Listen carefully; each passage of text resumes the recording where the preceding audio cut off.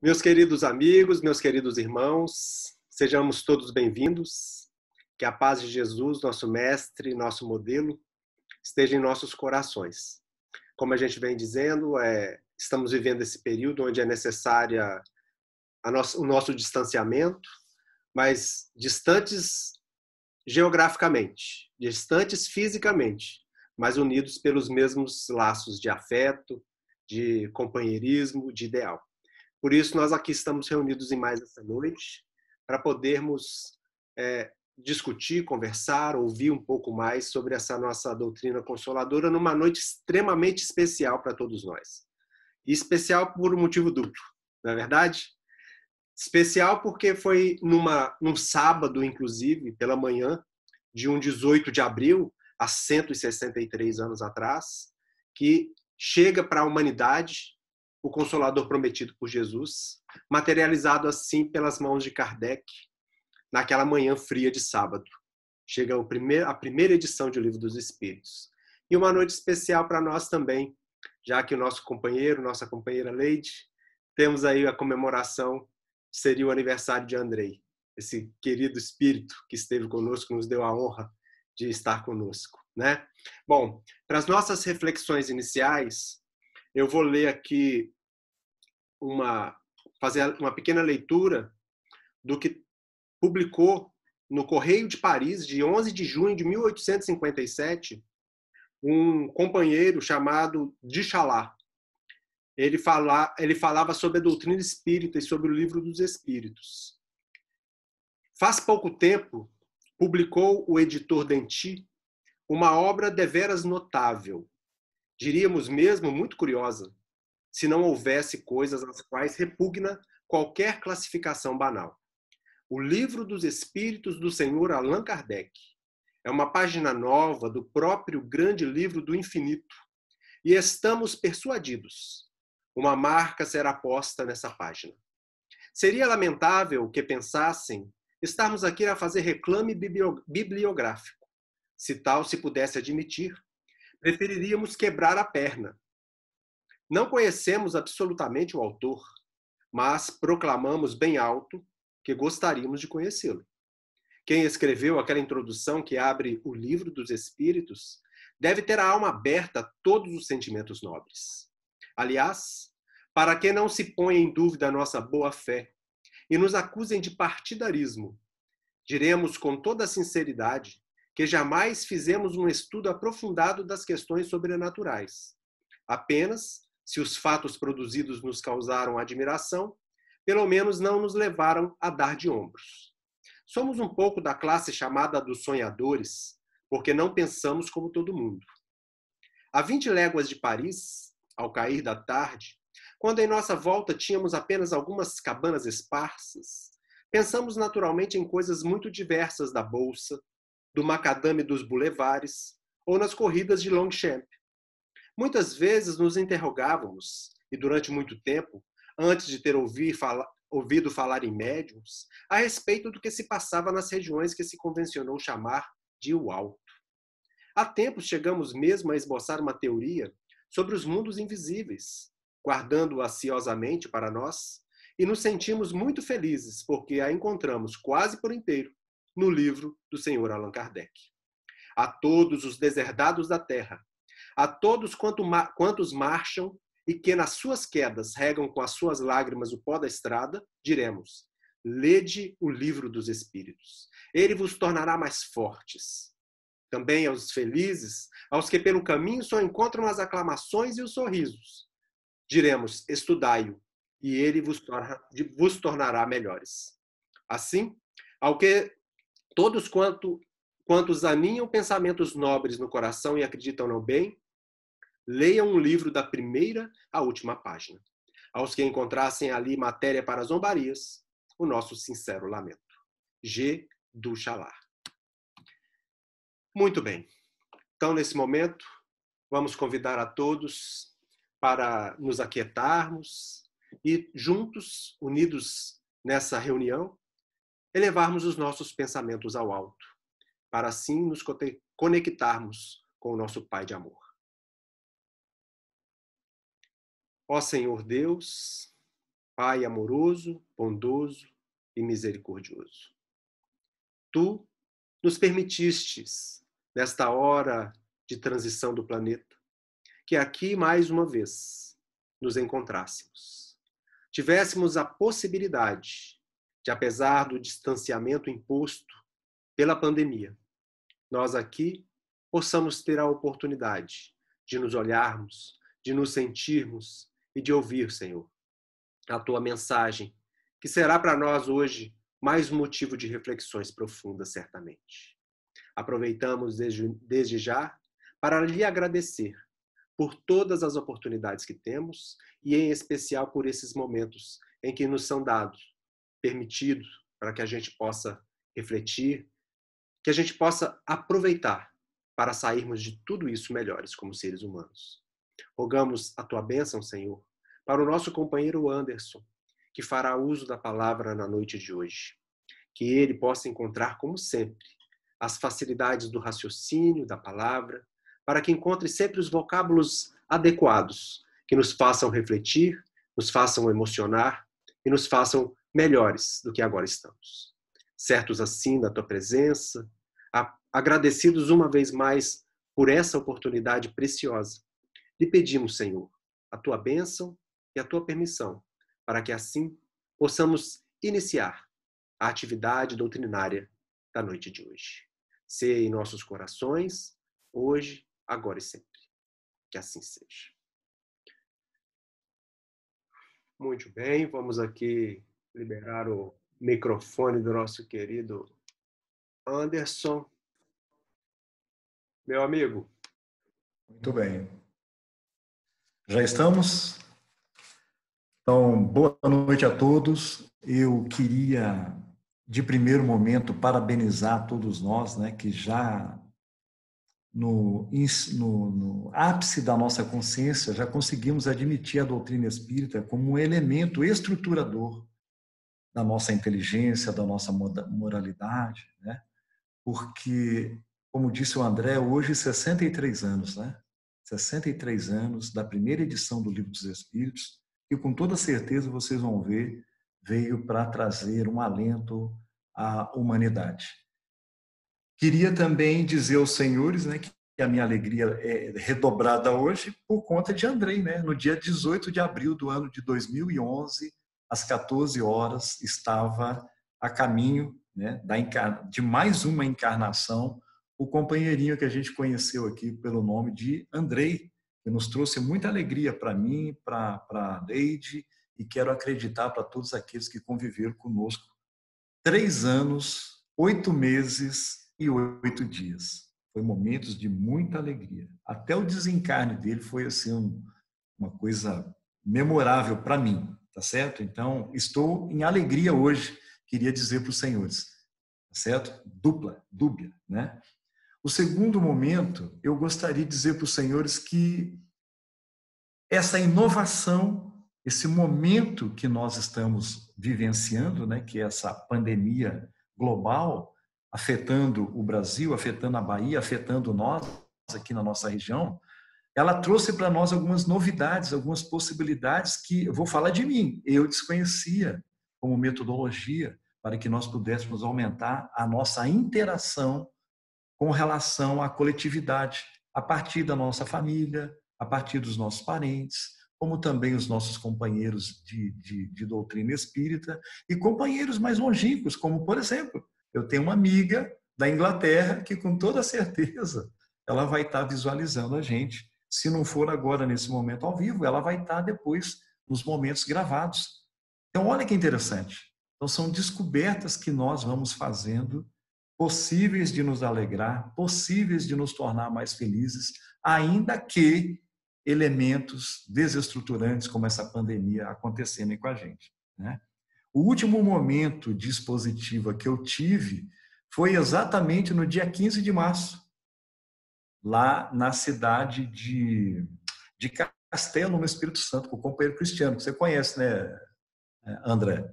Então, estávamos lá. Essa foi meu último momento, minha última expositiva foi aquela. Logo no dia 18, já entrou aqui aquela questão do isolamento social via decretos, né?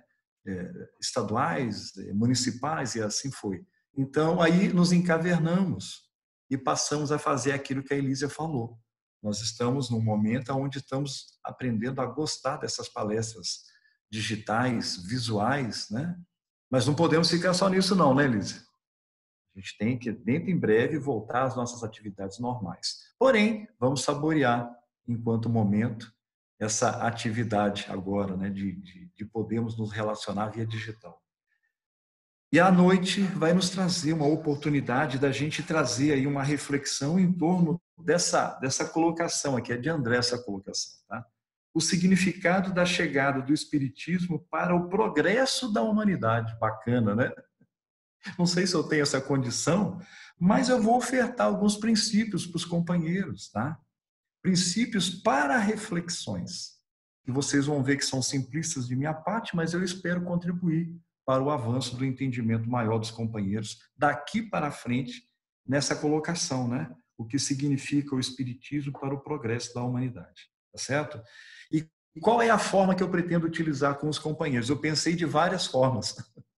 Eu e o André, a gente esteve conversando de manhã acerca do assunto, eu tinha uma ideia lá, e no decorrer da montagem eu pensei, não, isso aí não vai ser Anderson, não adianta eu mudar a estrutura do Anderson. Então, a forma que nós vamos utilizar é o seguinte, nós vamos dividir em 4 momentos essa proposta da reflexão da noite. Nós vamos primeiro tentar entender o que é humanidade à luz da doutrina espírita, o que é progresso à luz da doutrina espírita, o que é o espiritismo para nós espírita e para quem está chegando agora, para quem está querendo conhecer o que é o espiritismo, e depois tentar ver o significado do espiritismo com tudo isso, o que significa, tá certo? E aí eu vou trazer uma novidade para os senhores, tá certo? Bem bacana. Então, o que é humanidade? A gente tem que tentar entender primeiro que história que é essa de humanidade, porque a gente pensa que humanidade é um elemento distinto no universo e que dos melhores ainda por cima, né? É assim que a gente pensa. Então, a ideia primeira é estruturar esse pensamento, o que é humanidade, para depois a gente entender mais lá na frente qual o significado do espiritismo para essa humanidade agora, melhorado o entendimento para nós, né? E eu gostei muito, assim, pensando no assunto, eu lembrei de uma palestra de Sueli Caldas Schubert, na cidade de Governador Valadares, quando ela foi fazer um seminário lá, eu estava presente, e ela falou sobre mediunidade. E na inicialidade, para ela entrar na temática mediunidade, ela falou de um conceito de Piaget, que ele edita num livro maravilhoso chamado A Gênese da Psicologia do Pensamento Humano. E ele vai trabalhar um sentido ali assim que fez toda uma conjuntura para ela lá, para a estruturação do meu pensamento, e eu gostaria de compartilhar com os companheiros agora também. Quando ele começa a definir, né, que humanidade se expressa ali naqueles 5 sentidos, é o que a maioria conhece, né? Os 5 sentidos humanos, né? Visão, audição, olfato, paladar e tato, né? Isso seria a humanidade, os 5 sentidos do ser humano. Mas Piaget, ele começa a convergir ali no ano de 1950, um outro pensamento.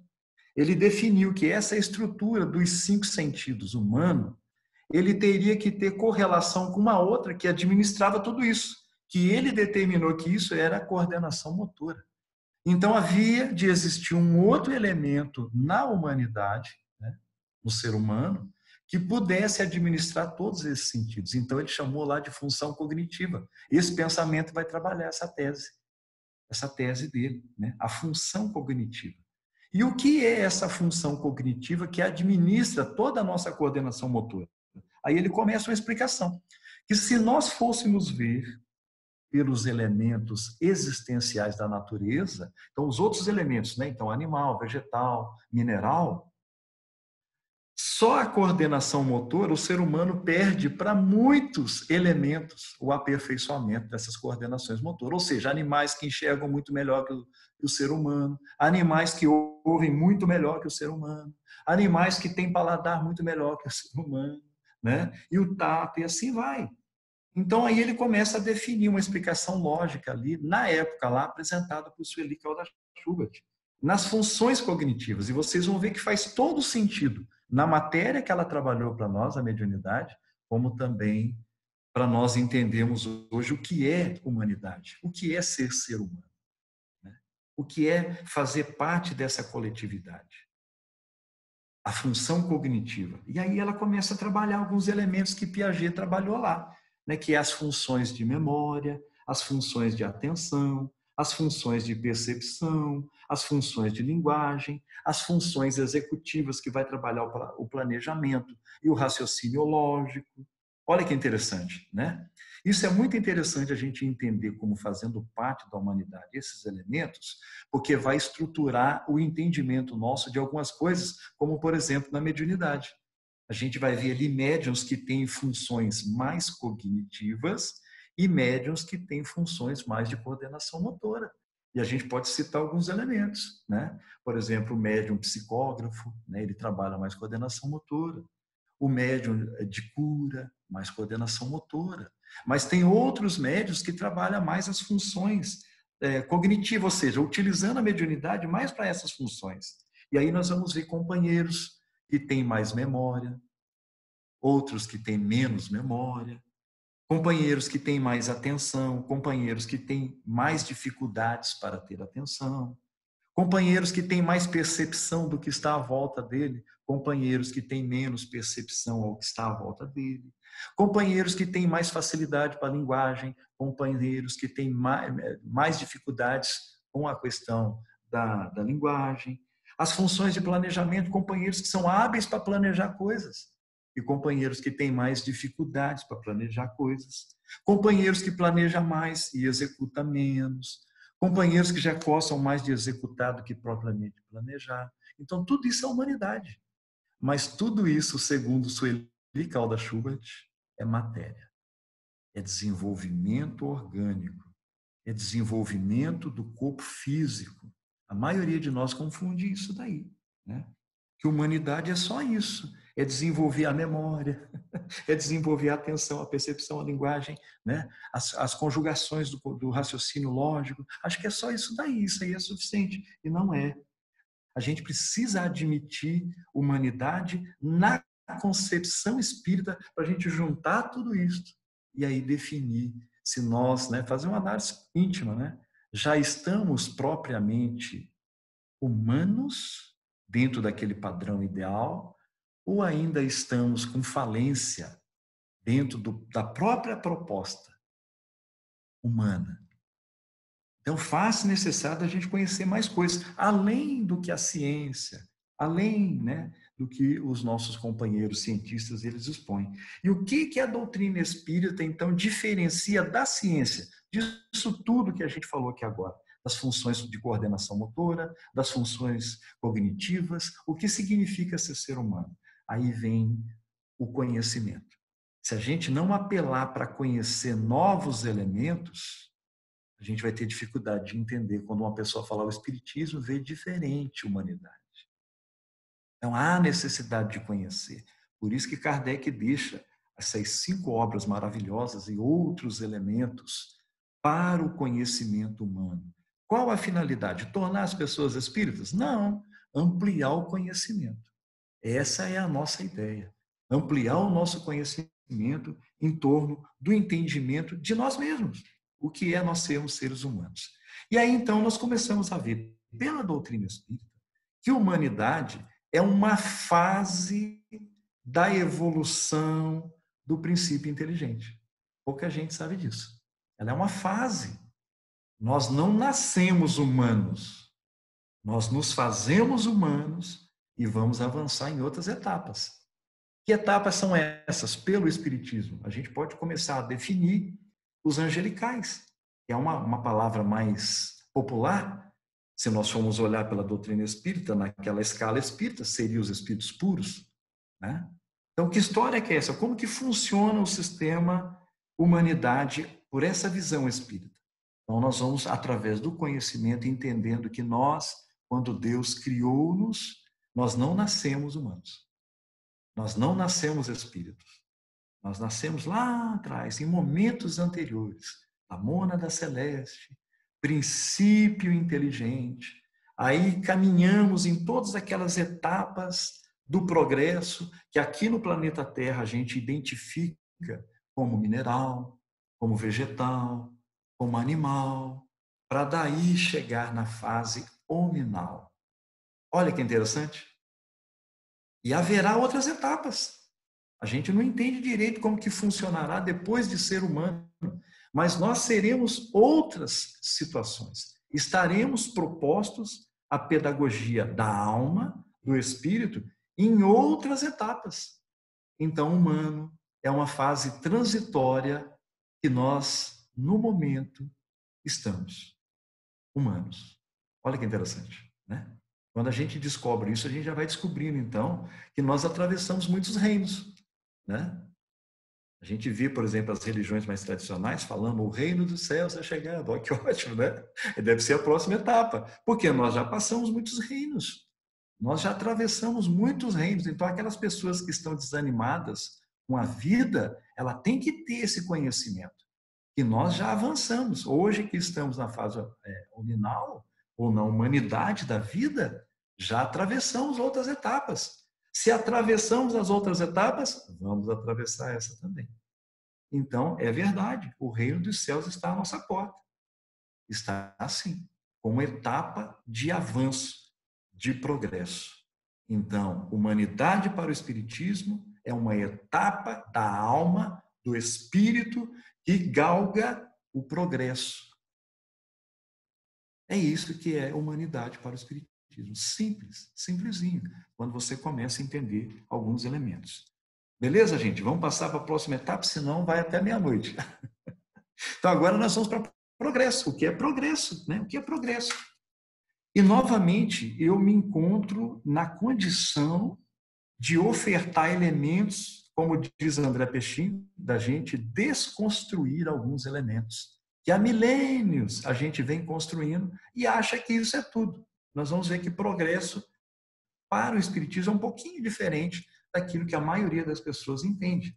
O que nós entendemos como progresso antes do espiritismo? Nós vamos entender ali, a maioria de nós, que progresso é fazer uma faculdade, uma graduação, depois a pós-graduação, depois um mestrado, depois um doutorado, depois um pós-doutorado. Não é assim? A gente vai achando que isso é que é progresso. Nós vamos achando também que progresso está vincado com as questões recursos financeiros. Então, eu me graduando, eu me tornando um doutor, eu vou ter um salário melhor, eu vou ter uma vida melhor. E aí a gente passa, então, a ter o elemento progresso como objeto das nossas vidas dentro daquilo que Divaldo Pereira Franco fala muito bem. Ele fala que é o ter. Então, progresso dentro dessas condições é ter. Então, eu tenho. Aí eu gostaria de fazer algumas reflexões antes de eu falar o que é o progresso do espiritismo. Porque vocês já pararam para pensar se a gente só ter é que é progresso? Então, eu tenho progresso, eu tenho aquele outro, então eu progredi. Nós chegando no plano espiritual, após a nossa desencarnação ou a nossa morte física, né? A gente chega no plano espiritual e fala assim lá para os espíritos: eu tenho 5 pós-doutor. Será que vai adiantar de alguma coisa para nós? Quem lê o livro André Luiz, lá o livro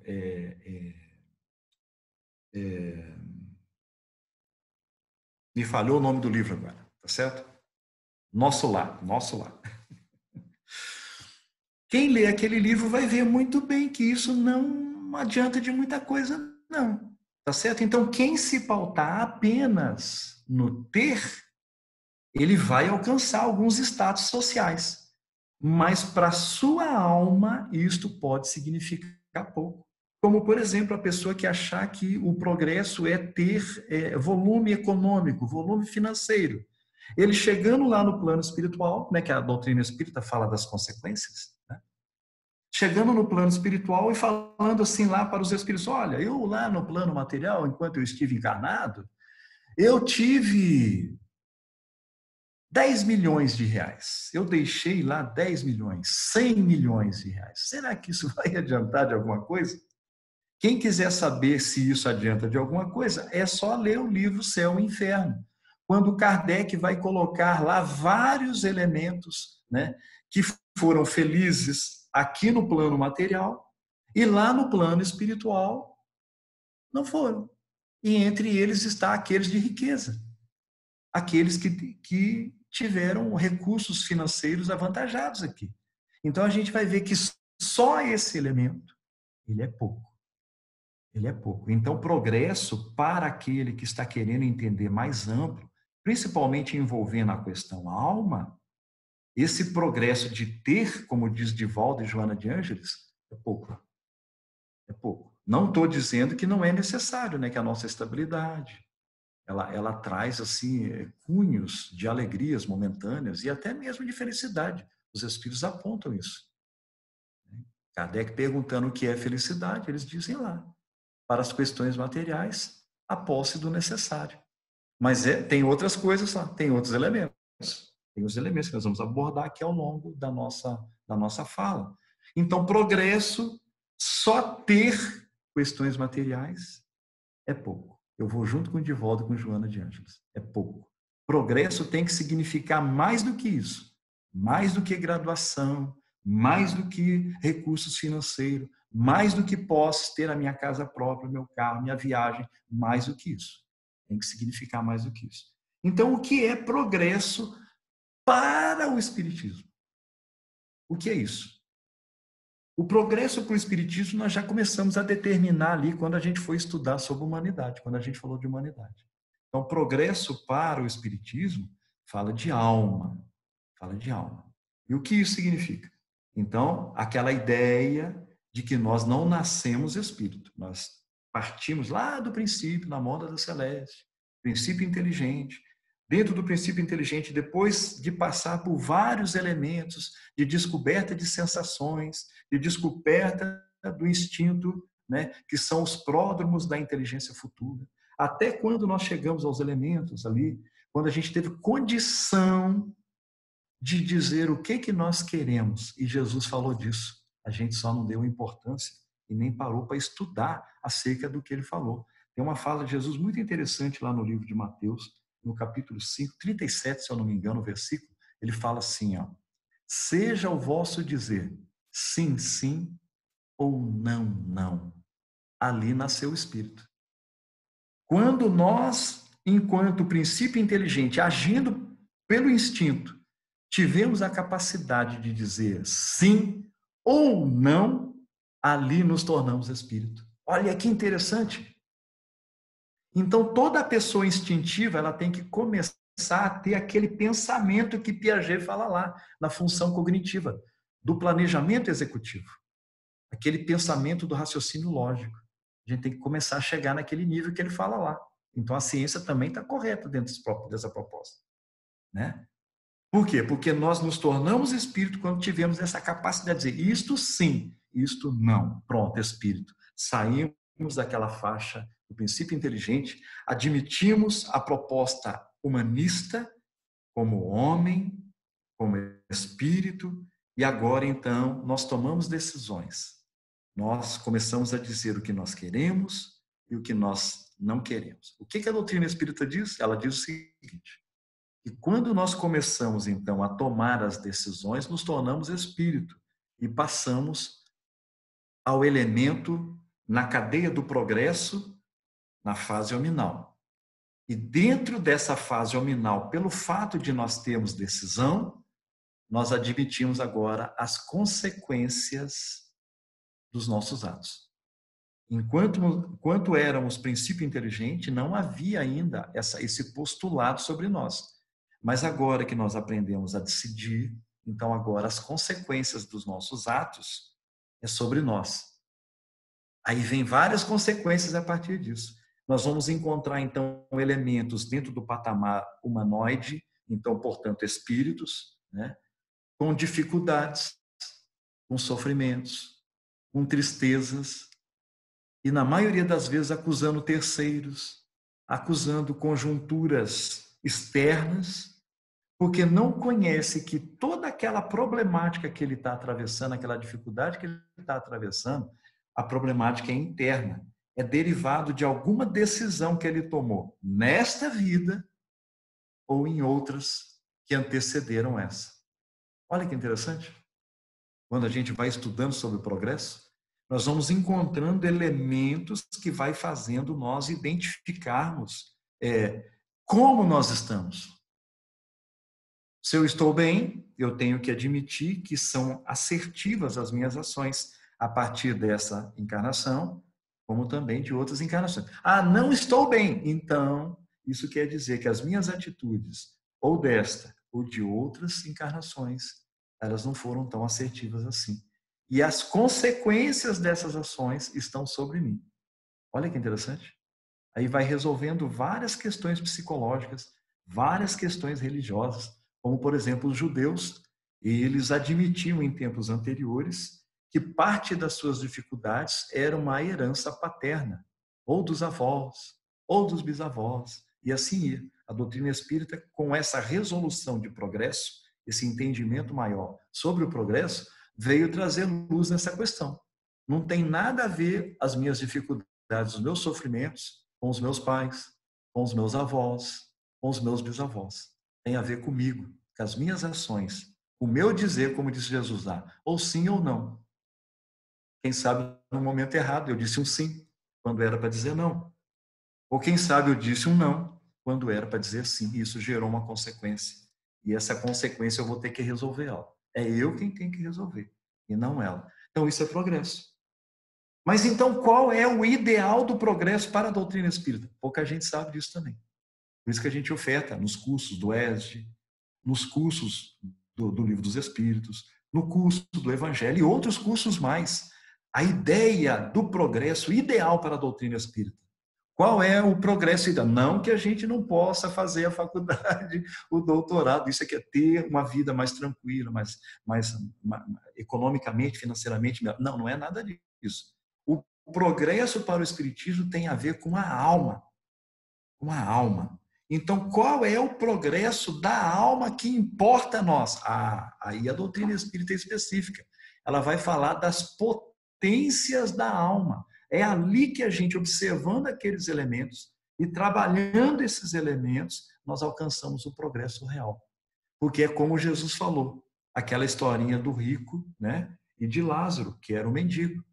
Lázaro, ele chega ao plano espiritual mais feliz do que o rico. Entenderam? Então, é independente se a pessoa foi rica ou se foi pobre. É como que ela trabalhou as potências da alma com todas essas sugestões de pobre, de rico, de alto, de magro, na sociedade, né, dentro da classe A, B, C. É isso aí.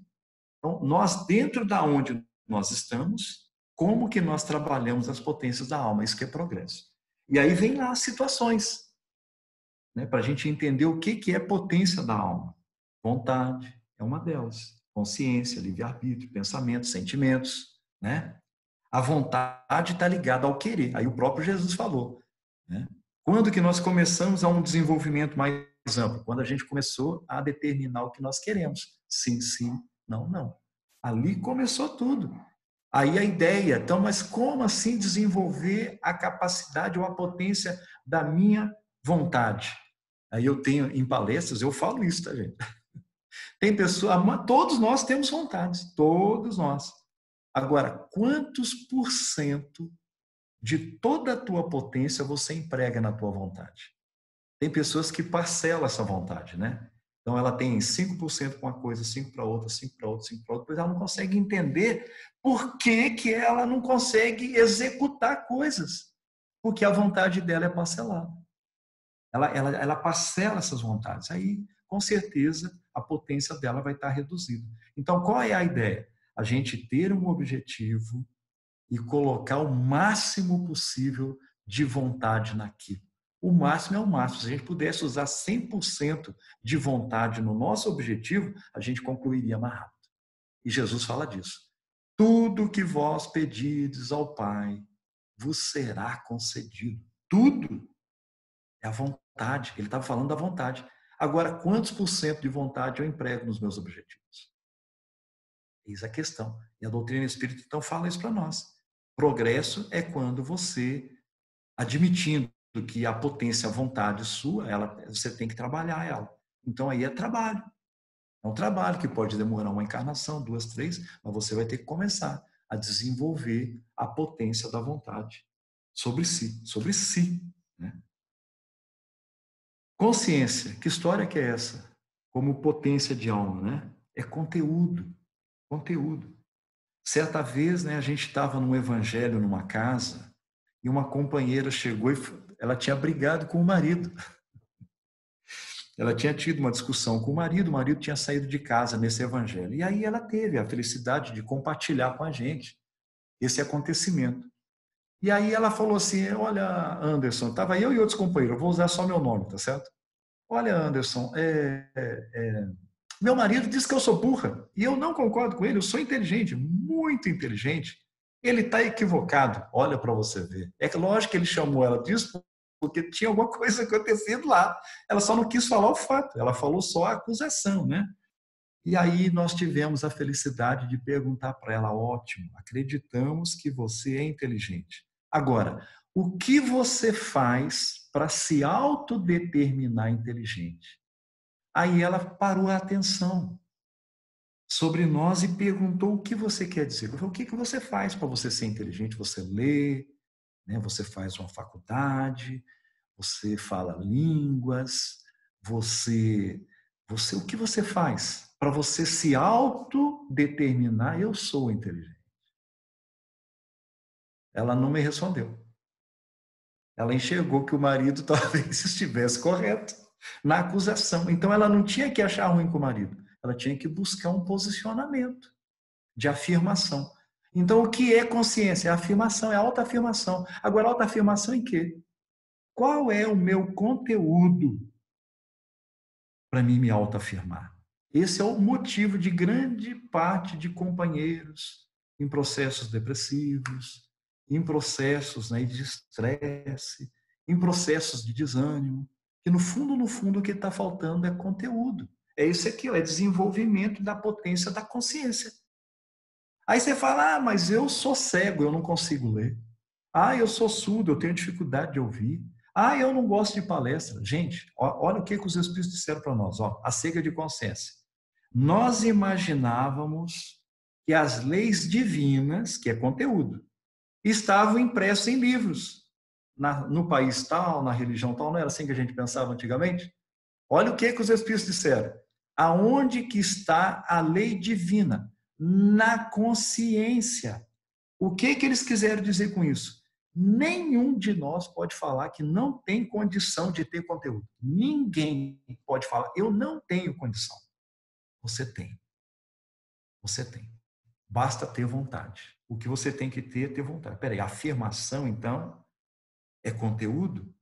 Então, se eu não me sinto afirmado dentro de um contexto, é conteúdo que está faltando. Tá certo, gente? Então, aí é onde as casas espíritas afirmam acerca da necessidade das palestras, a necessidade dos seminários, a necessidade dos cursos, a necessidade de você se envolver com outras pessoas que entendem igual ou mais do que você, ou menos que você. Porque às vezes a gente pensa que aprende só com os mais, né? A gente aprende com os menos também. Mas só que você tem que interagir, você tem que ir lá, você tem que ver o que é aquilo. Porque quando você ouve um absurdo, aí você valoriza o teu conteúdo. Fala, nossa, que bacana. É ou não é? Então, consciência, ter consciência, conteúdo, está atrelado a conteúdo. A potência do livre-arbítrio. Sim, sim, não, não, Jesus disse lá. Quantos de nós já não fez coisa porque fulano disse para mim fazer? Eu fiz por ciclano, oh meu Deus. Quem foi que disse que a gente tem que estar atrelado as nossas ações a fulano, ciclano e beltrano? Quem foi que disse isso? Eu tenho livre-arbítrio. Agora eu tenho que aprender a usar ele. E geralmente o livre-arbítrio você aprende a usar quando você melhora o nível de conteúdo que você tem. Olha que interessante. Então, à medida que nós aprimoramos essa questão de consciência, o livre-arbítrio vai melhorando também, como potência da nossa alma. Pensamento. Quantas pessoas não deixam o pensamento navegar do jeito que quiser? Porque não sabe que isso é uma potência da alma dele, o pensamento. E quando você vai estudar sobre doutrina espírita, o pensamento é criador. Ele se plasma à sua volta. Quantas pessoas não estão montando pelo pensamento fantasmas de monstros, fantasmas de dor, Fantasmas de sofrimento não é porque os espíritos estão fazendo para ele, não. É porque ele está construindo isto por conta dos pensamentos que ele está trabalhando. Ou está deixando navegar.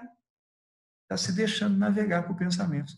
Então, a estrutura do pensamento é uma potência da alma, segundo o Espiritismo.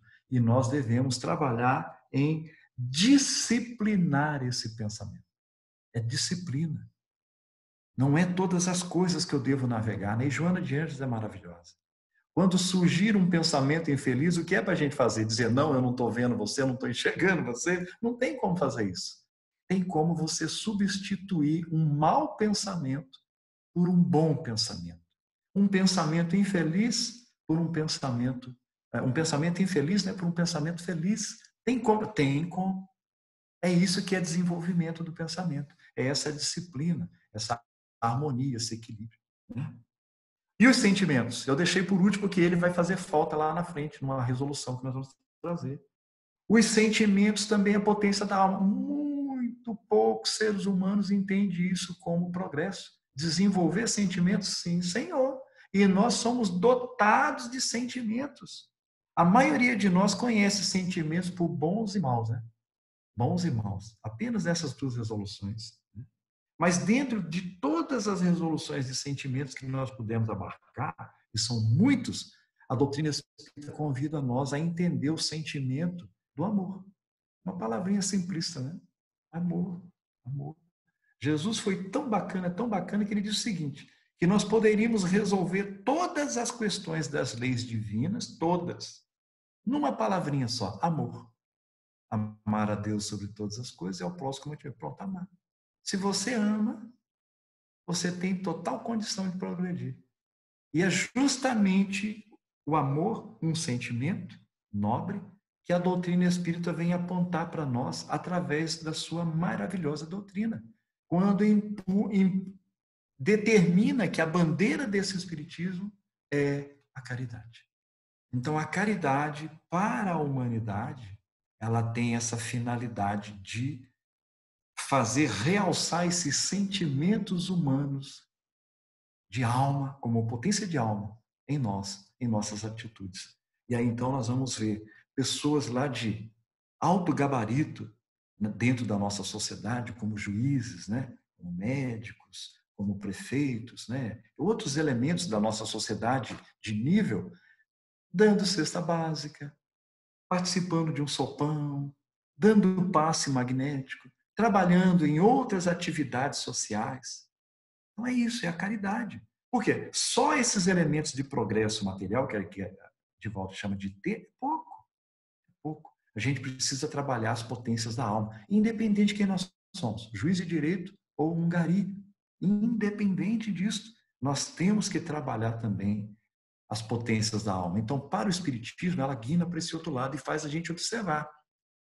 Estamos progredindo? Ótimo. Dentro do campo material, que é ter, e o ser, as potências da alma. Estamos observando isso também? Então, são reflexões que a gente vai fazer. Então, isso é progresso para a alma. Tá certo, gente? E o que é o Espiritismo? O Espiritismo é simples. Eu vou pegar uma fala de Kardec simplesinha para a gente rematar e depois partir para a solução. O Espiritismo, eu gosto daquela fala de Kardec lá no preâmbulo do livro que é o Espiritismo. Lá ele arremata. O Espiritismo é a ciência que trata da origem, da natureza e do destino dos espíritos, bem como a sua relação com o plano corporal ou o plano material. Olha que interessante. Então, o Espiritismo é a ciência da alma. Quando nós vamos entender o que é Espiritismo, você vai ver que tudo vai falar sobre o Espírito, mas não é de um terceiro Espírito, é de você como Espírito, de nós como Espírito. Que esse elemento, havia-se a cultura espiritualista na humanidade, mas antes do Livro dos Espíritos, 163 anos atrás, era confundido. Era confundido vários elementos. Então, o Espiritismo, ele vem trazer luz para a humanidade, dizendo, somos humanos, mas temos uma parte que é espiritual. E determinou, nós somos espírito. Olha que interessante. E aí, então, a visão espiritualista do momento é que nós temos a nossa finalidade, a nossa função no plano material, corporal, que as nossas atividades pessoais, familiares, parental e social, porém, somos espírito na conjuntura da humanidade e do universo. Isso muda a estrutura. Isso muda a estrutura, porque numa nós somos perecíveis, na outra nós somos imortais. O que vai permanecer conosco? Tudo aquilo que for da imortalidade. Então, tudo aquilo que for da alma. Então, eu posso ser rico numa encarnação e na outra eu vim totalmente desprovido de recursos. Eu posso ser doutor nessa encarnação e numa outra eu ter uma dificuldade, onde eu tenha que ter atividades mais simplesas. Olha que interessante. Então, nós vamos vendo que o Espiritismo veio trazer à humanidade essa ideia outra. Qual? Que nós somos espírito. Se nós somos espírito, mata várias charadas. Entre elas a morte, né? A morte morre. Ninguém mais morre. Vocês viram a alegria que eu falei do aniversário de Andrei? Está fazendo 9 aninhos hoje. Eu não poderia falar com tanta alegria, com tanto ênfase de um filho desencarnado meu, se eu não tivesse a ideia da imortalidade. Eu sou espírito, ele é espírito, se eu vivo, ele vive, e nós vamos se encontrar dentro em breve. Como podemos nos encontrar, que é uma das temáticas do espiritismo. A relação dos espíritos no plano material com o plano, do plano espiritual com o plano material. Ou seja, Andrei, espírito, né? E eu, espírito encarnado, nós temos relação? Temos. Temos vários médiuns que já viu ele nos acompanhando. Eu mesmo, como médium, também já observei ele. Só eu estava falando com o André, né, hoje é aniversário dele, eu comprei um bolo. Senti uma vontade de comprar um bolo, comer um bolo, porque eu tenho certeza da presença dele, com toda a certeza do amor dele, do carinho dele, aquele jeitinho, entendeu? Que ele sempre fez com a gente. Carinhoso, e assim vai. Essa ideia, ela só pode ser admitida se eu me admitir espírito, admitir que os outros também são espírito e que entre nós, espíritos, existe a imortalidade, a transcendência do ser. Olha que bacana. Então, essa é a finalidade do espiritismo. Agora é o seguinte, vamos responder a questão que faltam uns minutinhos ali. Então, qual o significado da doutrina espírita para o progresso da humanidade? Então, a gente já entendeu o que é a humanidade, o que é progresso, né? O que é espiritismo, agora qual o significado de tudo isso? E eu não vou responder. Kardec respondeu essa questão. Olha aqui, ó. Livro de Gênesis, capítulo 4. Kardec falando sobre o papel da ciência. Ele responde essa questão dessa noite, e eu não sou besta, eu vou ficar com Kardec. Olha como que ele responde essa questão aqui, ó. Lá no capítulo 4, ele diz assim, ó: se o espiritismo tivesse aparecido antes das descobertas científicas, teria sido abortado. Concordo em gênero e número com ele. Já estudamos essa questão no ESD, aqui em Itabatã, né, no GEAL, no Grupo Espírito André Luiz, aqui em Itabatã. Como tudo que vem antes do tempo, a ciência do mundo, se não deseja continuar no papel de comparsa da tirania e da destruição, olha a forma que ele coloca, hein? Se não deseja continuar no papel de comparsa da tirania e da destruição, tem absoluta necessidade do espiritismo, cuja finalidade divina é a iluminação dos sentimentos na sagrada melhoria das características morais do homem. Vou repetir a solução da nossa enquete da noite. A finalidade divina é a iluminação dos sentimentos na sagrada melhoria das características morais do homem. Essa é a resposta que Kardec já deu para nós lá no século passado, tá certo?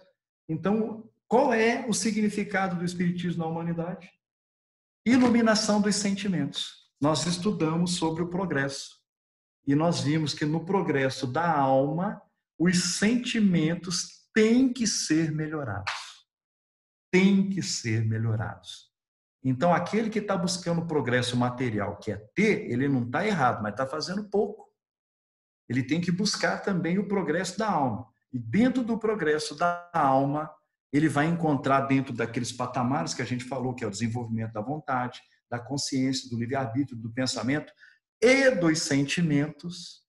Quando ele desenvolver os sentimentos, ele vai estar próximo dos próximos reinos, entre eles o do Espírito puro.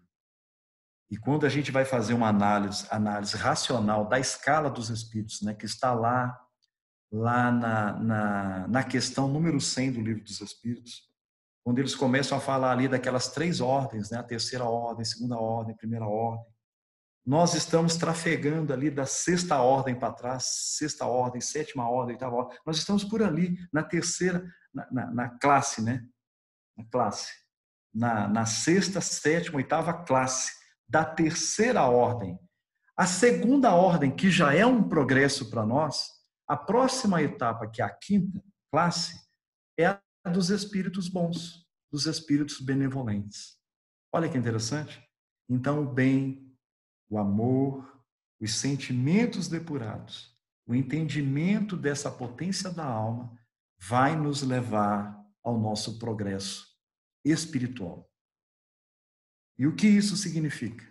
A gente observar melhor alguns ditames da doutrina espírita, quando ela aponta: fora da caridade, não tem condição da gente trabalhar os sentimentos, que é necessário para o nosso progresso. Então, mãos à ordem, né? Mãos à obra. Como dizia um amigo nosso, a charrua já está em movimento. E a maioria está deixando a charrua passar. O ideal é que a gente ponha a mão nela também e dê a nossa contribuição. Ah, mas eu não tenho essa capacidade. Gente, para a caridade não existe essa questão de capacidade. Não existe. Tanto é que Jesus falou lá, Deus não escolhe os capacitados, lembra? Mas capacita os escolhidos. Então, que nós possamos ser esses escolhidos, que ainda que não tenhamos a capacidade, que nós coloquemos a mão na charrua e, desenvolvendo a caridade nas atividades que nos forem sendo propostas, nós possamos conhecer os sentimentos mais nobres. Dentre dele, o amor.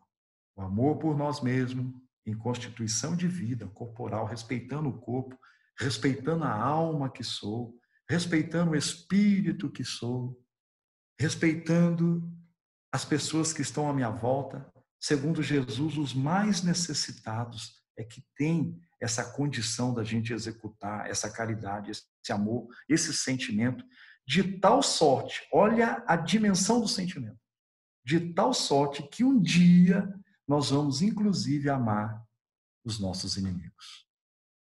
Eu acredito que um dia esta humanidade vai chegar a essa condição de amar, inclusive, os inimigos. Essa é a minha contribuição. Valeu.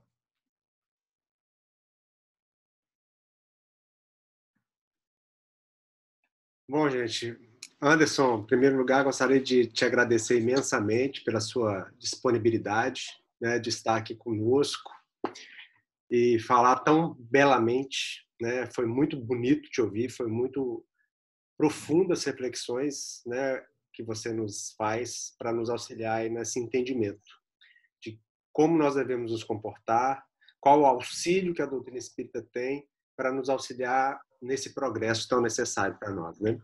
Uma alegria muito grande. Muito obrigado aí pela sua participação. E abusando um pouquinho mais da sua boa vontade, como é rotina para nós, né?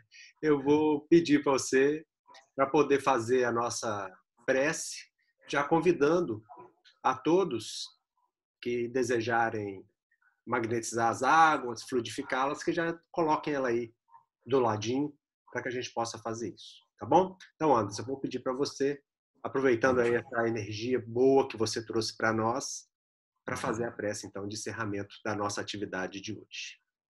Ótimo.